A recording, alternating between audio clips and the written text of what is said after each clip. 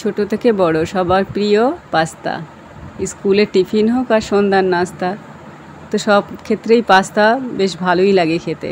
তো সেই পাস্তার রেসিপিটা নিয়েই আজকে চলে এসেছি। বাটা মশলা কিচেনে আপনাদের স্বাগত জানালাম। তো সেই পাস্তাটা রেসিপিটা শুরু করছি। কেমন হয়েছে দেখুন একটু। তো আমি এখানে 2 কাপ পাস্তা আর 4 কাপ পরিমাণ জল নিয়েছি। তো জলটা আমি সসপ্যানে দিয়ে কিছুক্ষণ ফুটতে দেব।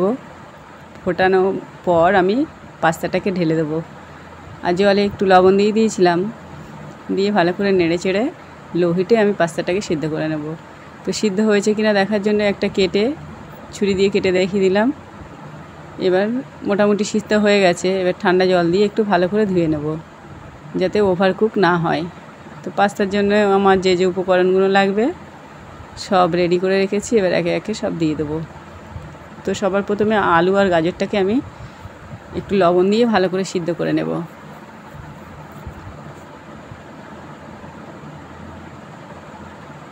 এখানে জল ইউজ করছি না, আমি লো হিটে আমি কিছুক্ষণ সিদ্ধ হতে দেব। আর পাস্তায় দেওয়ার জন্য আমি 3 রকম সস এখানে একটা সাইডে বাটিতে নিয়ে মাখিয়ে রাখছি। আর একটু লাগবে অরিগ্যানো। তো কিছুক্ষণ সিদ্ধ হওয়ার পর আমি একটু ক্যাপসিকাম অ্যাড করব। ক্যাপসিকামটা প্রথমে দিইনি, বেশি নরম হয়ে যাবে, ওই জন্য একটু হওয়ার পর তারপর দেব। তো নেড়ে ছেড়ে নিয়ে লো হিটে সিদ্ধ হতে থাকবে। তো এখানে লো হিটে সিদ্ধ হতে দিলেই মোটামুটি সিদ্ধ হয়ে যায়, জল লাগে না। তো সিদ্ধ হয়ে গেছে আমার ভালো মতো সবজিগুলো।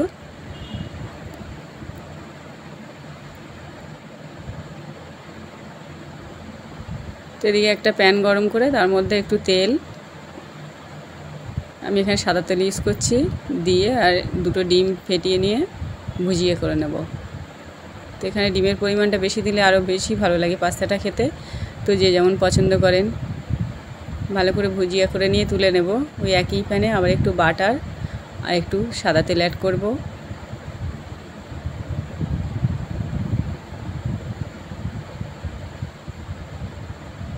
কুচিয়ে রাখা কাঁচা লঙ্কা আর রসুন অ্যাড করব, করে কিছুক্ষণ নেড়ে ছেড়ে ভেজে নেব।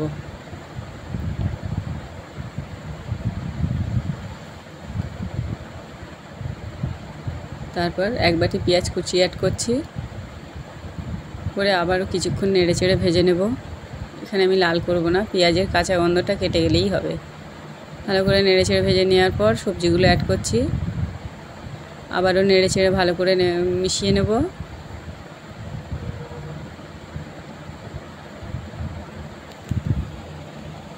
এই পর্যায়ে গ্যাসের ফ্লেমটা লো হিটেই রাখবো। তো ঢাকা চাপা দিয়ে এবার কিছুক্ষণ ভেজে নেওয়ার পর টমেটো কুচিগুলো দিয়ে দেবো। একটা টমেটো কুচি করে নিয়েছি, দিয়ে দেবো সেটা। এবার একটু লঙ্কার গুঁড়ো আর গোলমরিচের গুঁড়ো আর একটু লবণ। যেহেতু পাস্তা সিদ্ধ করার সময় লবণ অ্যাড করেছি, সবজি সিদ্ধর সময় লবণ অ্যাড করেছি, তো এই পর্যায়ে খুব অল্প পরিমাণে একটু লবণ অ্যাড করব।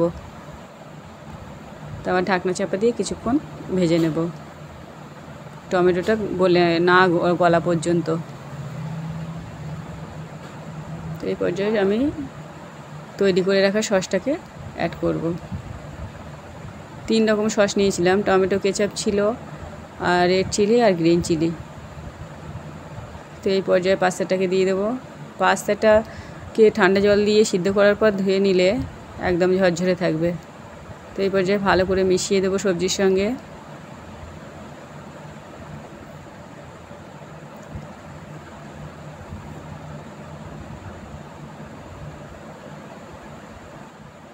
আর একটু ভিনিগার, হাফ চা চামচ মতো ভিনিগার আর হাফ চা চামচ মতো সয়া সস অ্যাড করব।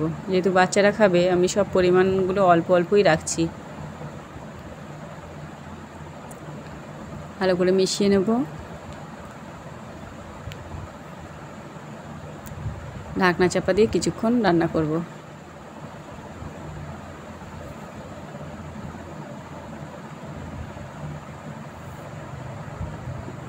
তো এই পর্যায়ে আমি ডিমের ভুজিয়াগুলোকে অ্যাড করব।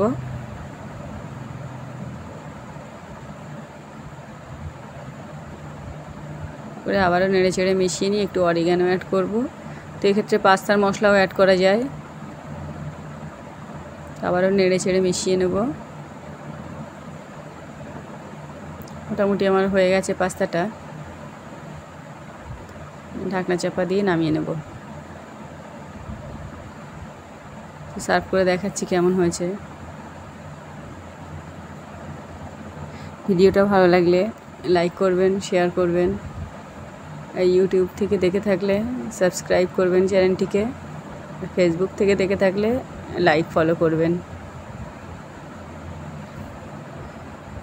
আর পাস্তার সঙ্গে শসা কুচি আর পেঁয়াজ কুচিটা খেতে দারুণ লাগে।